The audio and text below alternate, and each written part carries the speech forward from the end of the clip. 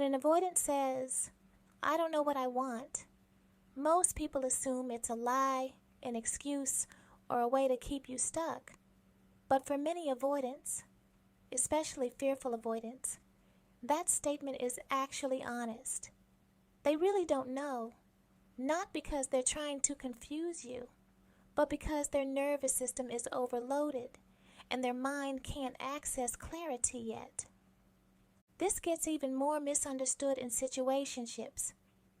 If you've accepted a situationship thinking there's a timeline or that it will naturally turn into something more, that assumption often doesn't exist for an avoidant. For them, a situationship can mean one of two things. Either they already know they don't want a committed relationship with that person, or they genuinely need time to decide and feel safe enough before committing. And that time isn't emotional time. It's nervous system time. Avoidants don't decide commitment based on emotion first. They decide based on internal stability. They're constantly scanning their body for stress, pressure, and overwhelm. So instead of asking, "How much do I like this person?" their system is asking, "Can I handle this?" And when the answer feels unclear, their mind goes blank. This is where confusion fog comes in. Under stress or emotional pressure, an avoidance brain doesn't work the way people expect. Stress hormones rise, and the part of the brain that helps with emotional clarity and verbal expression goes offline. Thoughts become scattered. Feelings feel distant or muted. It has nothing to do with them not caring at all. It's that their system is trying to protect them from more stress and mental overload. That's why when they're pressured to define the relationship, explain their feelings, or move faster than their system allows, they often freeze. Their mind goes blank. They feel confused. They can't find the words. And so, the most honest thing they can say is, "I don't know what I want." Not because they don't feel anything, but because they can't feel safely in that moment. For avoidance, stress and fear shut emotions down before they shut logic down. So instead of becoming emotional like an anxious person, they become numb, distant, or overly analytical. Their brain switches into reasoning mode. They start weighing pros and cons. They question timing. They question compatibility. They question themselves. And that reasoning is a coping strategy, not manipulation. Processing for an avoidant does not mean sitting in emotions and talking them out. Processing means stepping away so their nervous system can settle. It means letting the stress drop before their emotional signals come back online. Without space, they cannot access clarity. With pressure, they lose it completely. This is why avoidants often say they need time. Time isn't about you. It's about regulation. And here's where things break down with anxious partners.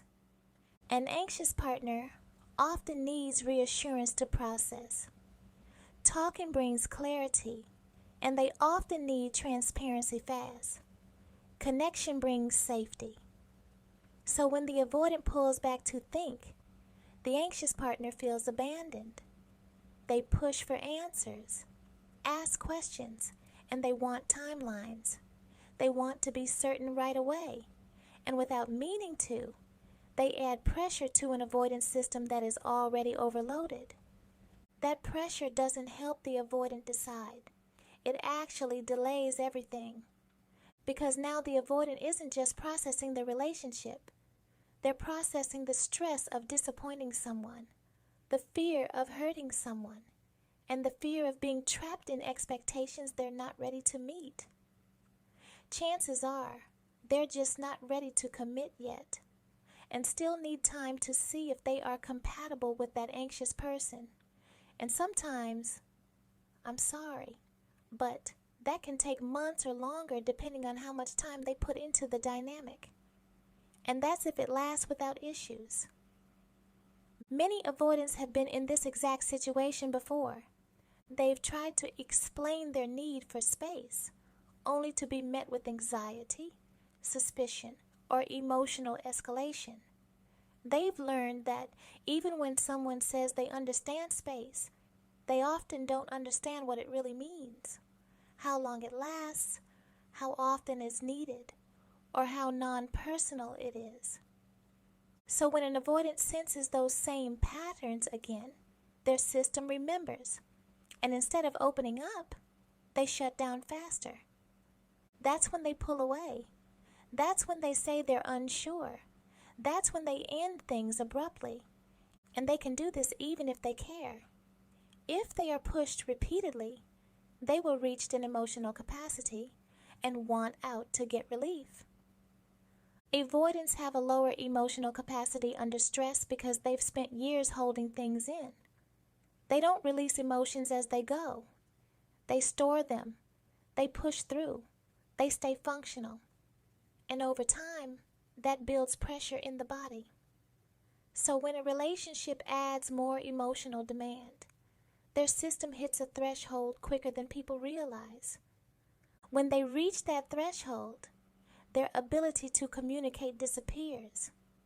This is why avoidants often break up saying things like, "You deserve better," or "I'm not good at relationships," or "I don't want to hurt you." Those statements aren't excuses. They're admissions of overwhelm. They're saying, "I don't trust myself to handle this without causing damage." Avoidants don't usually leave because they don't care. They leave because they care and feel incapable. And that's the part most people miss. When an avoidant says, "I don't know what I want," what they often mean is, "I don't feel calm enough to decide. I don't trust my clarity right now. I need space to sort out what's fear and what's real." Their decision-making process is logical because emotion feels unsafe when it's intense. So they wait until their body feels neutral before deciding. That's when they can finally ask themselves what they want, not what they're afraid of.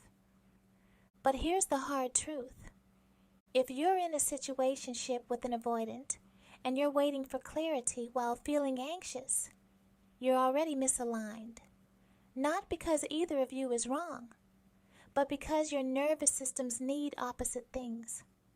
You need reassurance to feel safe. They need space to feel safe. And without awareness and healing on both sides, that gap doesn't close. It widens. This is why it's important to listen to "I don't know what I want" as information, not a promise. It's not a timeline. It's not a guarantee. It's a statement of current capacity. Sometimes, with space and reduced pressure, clarity does come. Other times, it doesn't. And that's not because you weren't enough. It's because their system wasn't ready, and they probably needed more time, and you likely couldn't wait. Understanding this isn't about excusing behavior. It's about understanding the why behind it. So, you don't personalize confusion that was never about your worth. Because avoidants aren't confused because they don't care. They're confused because stress, fear, and overload block access to what they feel until their system feels safe enough to let it surface. And clarity for them always comes after safety, not before. Please like and subscribe. Thanks for listening.